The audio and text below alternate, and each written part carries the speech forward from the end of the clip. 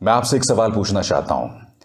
विनायक दामोदर सावरकर, जिसे भारतीय जनता पार्टी वीर सावरकर बताती है, उनके बारे में क्या झूठ बोल लेने से वो एक नायक बन जाएंगे? क्या ये बात सच नहीं है कि विनायक दामोदर सावरकर ने एक नहीं, दो नहीं, कम से कम 3 बार अंग्रेजों से माफी मांगी थी? क्या ये बात सच नहीं है कि जिस सेल्यूलर जेल में, अंडमान की जिस सेल्यूलर जेल में वो रह रहे थे, उन्होंने दूसरे कैदियों के साथ विश्वासघात किया था? और आज मैं आपको प्रमाणित करने जा रहा हूं। मगर जैसे कि आप जानते हैं कि 26 मई को उनकी जन्म शती थी। जी हां, और मैं आपको बतलाना चाहता हूं कि आपके स्क्रीन पर आप देख सकते हैं, प्रधानमंत्री नरेंद्र मोदी, देश के गृह मंत्री अमित शाह, वो उन्हें एक महान योद्धा, एक महान स्वतंत्रता सेनानी बता रहे हैं। मगर मैं आपको बतलाना चाहता हूं कि इस मुद्दे पर उत्तर प्रदेश के मुख्यमंत्री और भाजपा के इस चाटुकार मनोज मुंतशिर ने क्या कहा। उत्तर प्रदेश के मुख्यमंत्री आदित्यनाथ आपके स्क्रीन पर वो कह रहे हैं कि अगर सावरकर जी की बात मानी गई होती तो इस देश में बंटवारा ही नहीं होता। मुख्यमंत्री आदित्यनाथ, सरासर गलत बात। मैं आपको बतलाना चाहता हूं कि स्वतंत्रता संग्राम से पहले 2 लोग थे जो 2 नेशन थ्योरी में विश्वास करते थे। पहला व्यक्ति, ये शख्स जिन्ना, पाकिस्तान के सबसे बड़े नेता, और दूसरा शख्स सावरकर, यानी कि विनायक दामोदर सावरकर। इसलिए अगर आप ये कह रहे हैं कि सावरकर की बात अगर सुनी गई होती तो इस देश का बंटवारा नहीं होता, वो सरासर भ्रामक है, गलत है। और मैं आपको बतलाना चाहता हूं, बात यहां नहीं रुकती। मैं आपको यह बतलाना चाहता हूं कि दरअसल सावरकर ने 2 नेशन थ्योरी के बारे में क्या कहा था। जाने माने इतिहासविद रामचंद्र गुहा क्या कह रहे हैं आपकी स्क्रीन पर। 1943 में सावरकर ने क्या कहा, मेरी जिन्ना साहब की 2 नेशन थ्योरी के साथ कोई लड़ाई नहीं है। हम हिंदू अपने आप में एक राष्ट्र हैं और यह एक ऐतिहासिक तथ्य है कि हिंदू और मुसलमान 2 अलग अलग राष्ट्र हैं। यहां 2 चीजें सामने उभर कर आती हैं। पहली बात, खुद विनायक दामोदर सावरकर साफ तौर पर कह रहे हैं कि उनके जिन्ना के साथ कोई मतभेद नहीं है 2 नेशन थ्योरी को लेकर। और दूसरी बात, वो जिन्ना के साथ हां में हां मिला रहे हैं। तो ऐसे मैं पूछना चाहता हूं मुख्यमंत्री आदित्यनाथ से कि वो गलत बयानी क्यों कर रहे हैं। अब मैं आपको बतलाना चाहता हूं दोस्तों, आज से कई महीनों पहले न्यूज़ क्लिक, मेरा जो एक प्लेटफॉर्म है, उनके लिए मैंने कार्यक्रम किया था और इस कार्यक्रम में मैंने आपको बतलाया था कि किस तरह से देश के रक्षा मंत्री राजनाथ सिंह जो हैं वो गलत बयानी कर रहे हैं। उन्होंने ये कहा कि गांधी के कहने पर सावरकर ने माफी मांगी। पहली बात, गांधी के आने से पहले ही सावरकर 1 नहीं, 2 नहीं, 3 बार माफी मांग चुके थे। और सबसे बड़ी बात, जिस गांधी से सावरकर इतनी नफरत करते थे, क्या उनकी बात इतनी आसानी से उन्होंने सुन ली? और जो लोग ये कहते हैं कि सावरकर ने कभी माफी नहीं मांगी, और ये बात किसने कही है ये मैं आपको बाद में बताऊंगा। सबसे पहले देखिए मेरा ये शो जिसमें मैं भारतीय जनता पार्टी के झूठ का पर्दाफाश कर रहा था। राजनाथ सिंह ने यह कहा कि वीर सावरकर को वामपंथी बदनाम करते रहते हैं। सावरकर ने दरअसल कभी माफी नहीं मांगी, सावरकर ने महात्मा गांधी के कहने पर माफी मांगी। अव्वल तो बात यह कि अंग्रेजों के सामने मुझसे कोई भी माफी मांगने के लिए कहे, मैं तो माफी नहीं मांगता। तो सावरकर जी ने उस शख्स के कहने पर माफी क्यों मांगी जिसका वैचारिक तौर पर सावरकर से कोई मेल नहीं था? कई सालों बाद जब महात्मा गांधी की हत्या नाथूराम गोडसे, देश के पहले आतंकवादी नाथूराम गोडसे ने कर दी थी, उस दौरान कटघरे में सावरकर भी थे। हत्याकांड में सावरकर भी कटघरे में थे। तो उन्होंने महात्मा गांधी की क्यों सुन ली? मैं आपको बताना चाहूंगा कि रक्षा मंत्री ने जो बात कही है वो सरासर झूठ है, सरासर गलत बयानी है। दक्षिण अफ्रीका से महात्मा गांधी आए थे 1915 में, इस तारीख पर गौर कीजिए, 1915 में। और उससे पहले सावरकर 1 नहीं, कम से कम 3 बार अंग्रेजों से माफी मांग चुके थे। तारीखों पर गौर कीजिए जो आपके स्क्रीन पर आ रही है। जुलाई 1911, मैं आपको बताना चाहूंगा कि सावरकर सेल्यूलर जेल, काले पानी में थे, और जेल में उन्हें डाले जाने के 6 महीने बाद उन्होंने अपना पहला माफीनामा लिखा। उसके बाद अक्टूबर 1913 फ्रंटलाइन में जो आर्टिकल छपा है वो मैं आपको पढ़ के सुनाना चाहता हूं। इन अक्टूबर 1913 The Home Member of Viceroy Executive Council, Sir Reginald Craddock, visited the jail and met Savarkar amongst others. His note of November 23, 1913 recorded Savarkar's plea for mercy. Savarkar had submitted his second mercy plea petition on November 14, 1913. जी हां, नवंबर 14, 1913 को सावरकर ने अपना दूसरा माफीनामा लिखा और जो उसमें लिखा उन्होंने, हर भारतीय उससे शर्मिंदा हो जाएगा। राजनाथ सिंह, गौर कीजिए इस बात पर। I am ready to serve the government in any capacity they like. Where else can the prodigal son return but to the parental doors of the government. सरकार मुझे जिस भी ओहदे में चाहे, मैं उसकी सेवा करने को तैयार हूं। आखिर सरकार का यह बेटा और कहां आ सकता है? ये मेरे शब्द नहीं है, ये सावरकर के शब्द हैं। भारतीय जनता पार्टी, मैं जानता हूं, वैचारिक तौर पर खुद को सावरकर के करीब मानती है, श्यामा प्रसाद मुखर्जी के करीब मानती है, मगर हकीकत यह है दोस्तों कि सावरकर ने अंग्रेजों के सामने एक नहीं बल्कि 6 बार माफी मांगी थी। और सबसे बड़ा झूठ, गांधी तो 1915 को आए थे दक्षिण अफ्रीका से, और उससे पहले ही सावरकर कम से कम 2 या 3 बार माफी मांग चुके थे।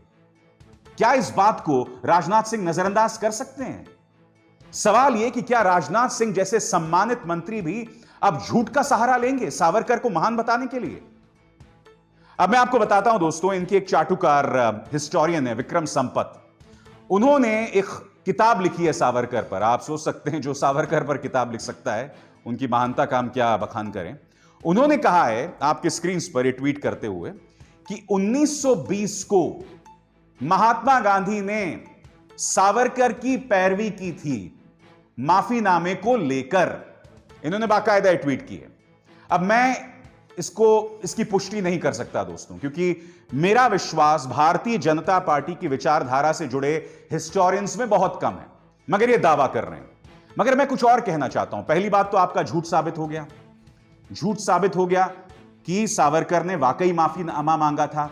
नंबर 2, दूसरा झूठ कौन सा? इन्होंने कहा था कि महात्मा गांधी ने कहा था, मगर महात्मा गांधी के आने से पहले ही वो कम से कम 3 बार माफी मांग चुके थे।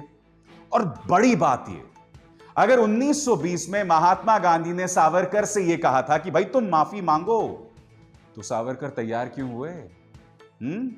अंग्रेजों से माफी मांगने की आखिर क्या जरूरत थी माननीय सावरकर को? क्या हमें रक्षा मंत्री राजनाथ सिंह ये बात बतलाएंगे? तो देखा दोस्तों, किस तरह से भाजपा के नेता, चाहे उत्तर प्रदेश के मुख्यमंत्री आदित्यनाथ हों या फिर देश के रक्षा मंत्री राजनाथ सिंह, सावरकर के मुद्दे पर गलत बयानी करते हैं। इसलिए ये जो बात मुख्यमंत्री आदित्यनाथ कह रहे हैं, उससे मैं बिल्कुल भी इत्तेफाक नहीं रखता हूं। सुनिए वो क्या कह रहे हैं। अगर वीर सावरकर की बात को कांग्रेस ने माना होता, तो देश विभाजन की त्रासदी से बच गया होता। वीर सावरकर की इस कृति का विमोचन अमृत महोत्सव वर्ष में हो रहा है। हम 75 वर्ष देश की आजादी का मनाने जा रहे हैं 15 अगस्त 1947 2022 को। 1947 को जो देश आजाद हुआ, लेकिन भाइयों बहनों, जब ये देश अपनी आजादी के अमृत महोत्सव वर्ष में अमृत महोत्सव के आयोजन के साथ जुड़ेगा, हमें देश के दर्दनाक विभाजन की त्रासदी को भी विस्मृत नहीं करना है। एक दिन पहले देश का विभाजन भी हुआ था। अगर उस समय का नेतृत्व दृढ़ इच्छा शक्ति से कार्य लेता, तो देश का भी दुर्भाग्यपूर्ण विभाजन नहीं होता और मानवीय अत्याचार नहीं होते, लाखों लोगों की निर्मम हत्या नहीं होती।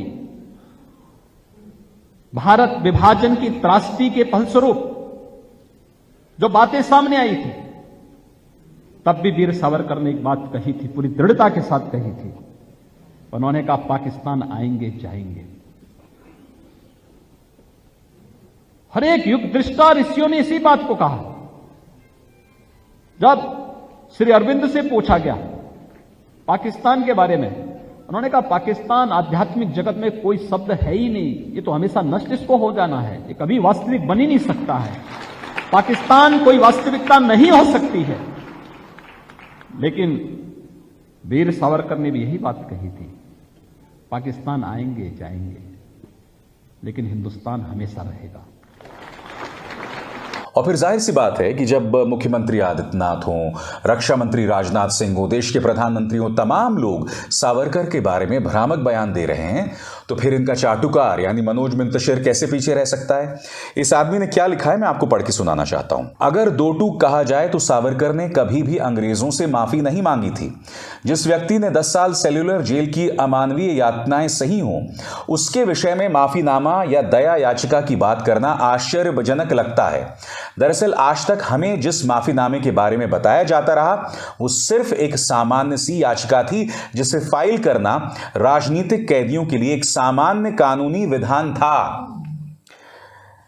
मैं समझ सकता हूं मनोज मिंतशर कि तुम अपनी शायरी के लिए अक्सर इधर उधर से प्रेरणा लेते हो, थोड़ा इधर का लेते हो, थोड़ा उधर का लेते हो और फिर उससे कविता बना लेते हो, मगर कम से कम झूठ तो मत बोलो।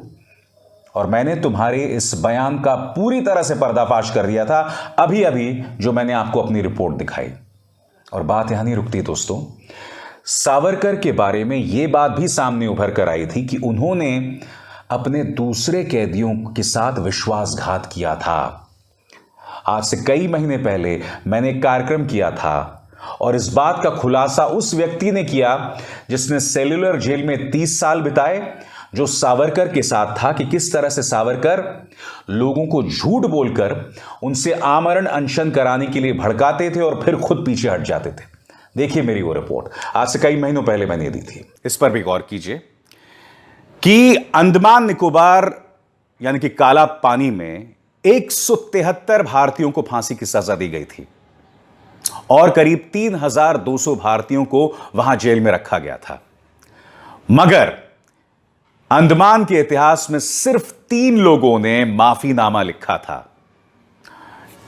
एक सावरकर बंधु यानी कि 2 लोग, और दूसरा बैरन घोष यानी कि यह वो शख्स है जिसने माफी भी मांगी और इसकी चर्चा कई बार की जाती रही। मगर एक चीज जो मैं आपको बताना चाहूंगा, जो आप में से कई लोगों को नहीं पता है, वो आपके सामने है।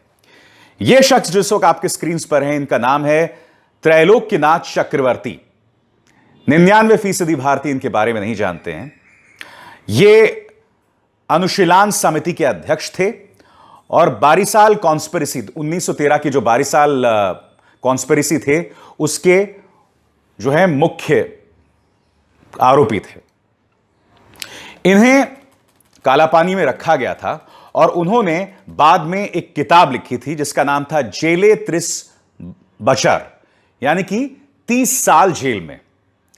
इस किताब के कुछ अंश मैं आपको दिखाने वाला हूं कि कॉन्विक्ट नंबर 32778 यानी कि वीर सावरकर, उन्होंने एक पिटिशन लिखा था उस वक्त होम मिनिस्टर को, जिसकी तारीख थी 14 नवंबर 1913। और वो कहते हैं कि सावरकर ने त्रिलोक्यनाथ और उनके दोस्तों को भड़काया कि आप सेल्युलर जेल में भूख हड़ताल कीजिए, जो उन्होंने की, मगर खुद सावरकर इस भूख हड़ताल में शामिल नहीं हुए।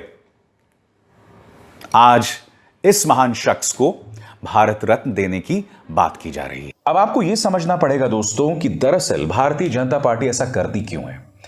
प्रॉब्लम क्या है कि जब आपके पास आदर्श ना हो, नायक ना हो, तब या तो आप दूसरे नायकों को चुराते हैं या फिर जो नायक नहीं है, जो एक कायर जैसा व्यक्ति है, उसे आप हीरो बनाते हैं। अब सरदार वल्लभ भाई पटेल वो थे जिन्होंने आरएसएस पर पाबंदी लगाई थी। सरदार वल्लभ भाई पटेल भाजपा के हीरो कैसे हो सकते हैं? श्यामा प्रसाद मुखर्जी जिन्हें इन्होंने हीरो बनाया था। मैं आपको श्यामा प्रसाद मुखर्जी की 2 बातें बताता हूं। पहली बात, क्या आप जानते हैं कि जब मुस्लिम लीग ने अपने लाहौर समिट में 2 नेशन थ्योरी यानी पाकिस्तान को बनाए जाने की बात की थी, उसके बाद बंगाल में इनकी साझा सरकार बनी थी। और यही नहीं, इन लोगों ने भारत छोड़ो आंदोलन में भी भाग नहीं लिया था। और तीसरी बड़ी बात, 50 साल तक आरएसएस के मुख्यालय पे तिरंगा नहीं फहराया गया था। कितने शर्म की बात है। मैं आपसे सवाल पूछना चाहता हूं, ऐसे में क्या श्यामा प्रसाद मुखर्जी या विनायक दामोदर सावरकर या आरएसएस को वाकई उनकी इन तमाम हरकतों की वजह से एक सच्चा देशभक्त माना जा सकता है? जवाब आपको भी पता है। अभिसार शर्मा को दीजिए इजाजत। नमस्कार। स्वतंत्र और आजाद पत्रकारिता का समर्थन कीजिए, सच में मेरा साथी बनिए। बहुत आसान है दोस्तों, इस ज्वाइन बटन को दबाइए और आपके सामने आएंगे ये 3 विकल्प, इनमें से एक चुनिए और सच के इस सफर में मेरा साथी बनिए।